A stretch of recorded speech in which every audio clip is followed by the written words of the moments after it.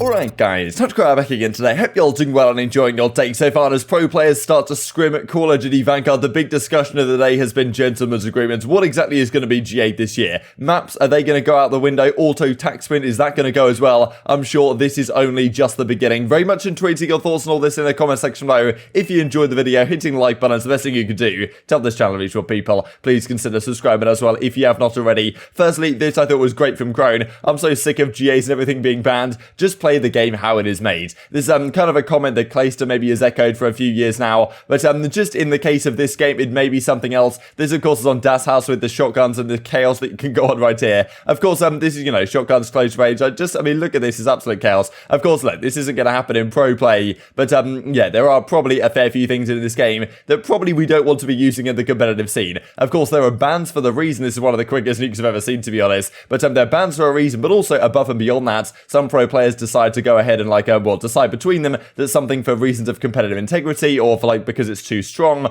or because it reduces the skill gap, they're going to reduce something, they're going to remove something from competitive play, even if it's not officially banned, like the shotguns will be, or at least, well, they are actually right now in the current CDL rule set. I'm sure something will change over there going forwards as well. Before we get into the GA stuff, wanted to mention this because some scrims have been getting underway. This wasn't really an official scrim, but CDL Scrim Intel puts out, subliners versus Slasher, Huke, Scump, and Accuracy, so bit of a weird pickup team was going on there, but the subliners got scrimmed up against them effectively on about 8 or so maps. One of the maps here on Bocage, 217 to 191. Both times I think they played Berlin. It was a very close fought affair, so potentially Berlin's going to have some cracking hardpoint finishes this year. 250 to 244 in favour of Scump's team on this occasion. This was the overall result as Ronnie puts on the Reddit right here, so 5-3 to New York, just in case you guys are interested, to be honest, because it's kind of interesting to see how these very early kind of quote-unquote scrims are going. But of course, the pickup team is not quite a proper roster, but one thing that is a proper roster that New York were playing against was the Paris Legion last night, and this is, I don't know, Crimsix is honestly nasty at this game.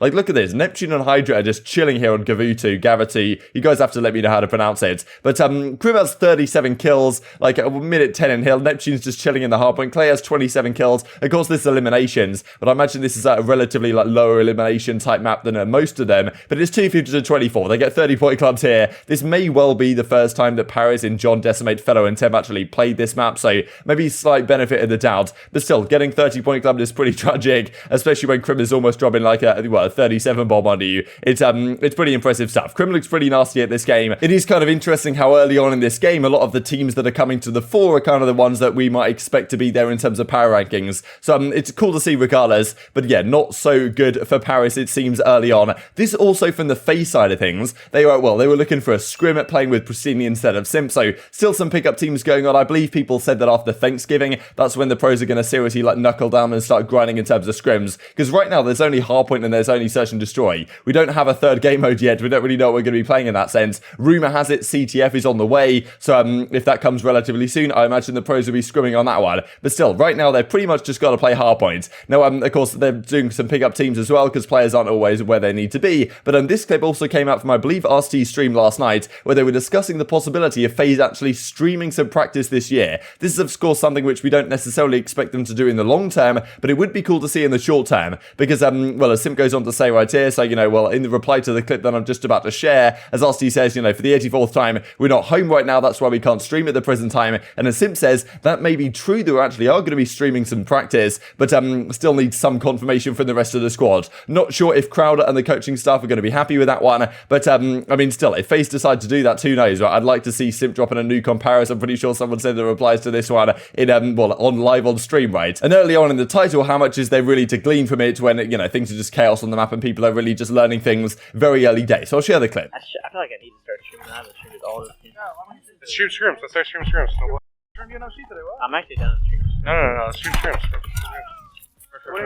Yeah, let's start scrimming. Yeah. Pretty sure we. Wait, you can't learn anything. You literally can't learn anything.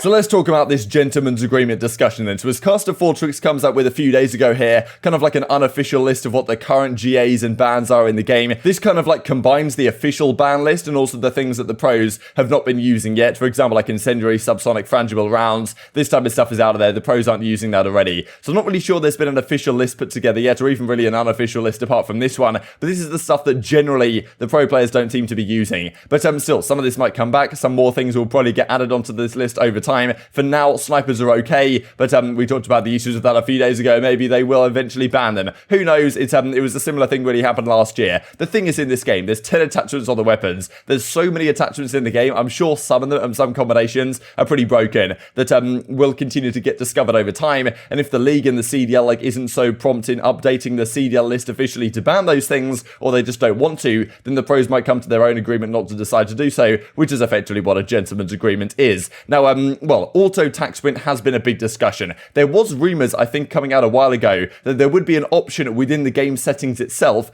in CDL rules to turn off auto tac sprints. So of course this is a major thing that's used in Warzone and really in the game in general. And to be honest, if you respect your thumbs and your money in the sense that you don't want your controller getting broken every few months if you play a lot of the game, your left thumb will certainly thank you for turning auto tac sprint on without having to constantly spam it. But for the pro players side, they think it just reduces the skill gap to some degree, and the last couple of years have GA'd it. But it hasn't really been possible to enforce in the sense that, let's say you are a pro player and you're in an online league match, how can you really tell if someone on the other team is using it or is not? Maybe they're just cracked with their movement, right? So apparently there might be a way within the game itself to actually turn that off for CDL rules and have it like automatically disabled for the official CDL matches. Then again though, will the amateur players still want to use it? Like it's really a big discussion right now. But from the pro side, there has been a lot of debate about it from Standy, for example, back in September here. I'll be the one to say it. Let's use auto tac sprint in Vanguard. He was down. I'm pretty sure like a fair few of the SMG players were kind of down to use it, but generally like guys like Gunless and most of the pro scene was probably not in favor of using it because they think it basically gives everyone shotsy movement as Slasher says right here and applied to Vivid. So Slasher says, ATS, etc. It's a faded rule set what people are using right now because a lot of people are using ATS that